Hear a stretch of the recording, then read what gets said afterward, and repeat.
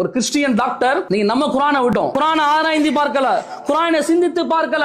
ஆனால் ஒரு இஸ்லாத்தை ஏற்றுக்கொள்ளாத ஒரு கிறிஸ்துவ மதத்தை சார்ந்த டாக்டர் குரானை படிக்கிறார். குரான் உள்ள பல விஷயங்களை பார்த்தவுடன் கண்டிப்பாக இது ஒரு சாதாரணமாக வேதமாக இருக்க முடியாது, இஸ்லாத்தை ஏற்றுக்கொள்கிறார். அதான் குரான் சொல்லுது, அறிவுடையர்களுக்கு குரான் என்ன சொல்லுது? முஸ்லிம்களுக்கும் வழிகாட்டும், மற்றவர்களுக்கும் வழிகாட்டும், உலகத்தில் அனைத்து மக்களுக்கும் வழிகாட்டும்.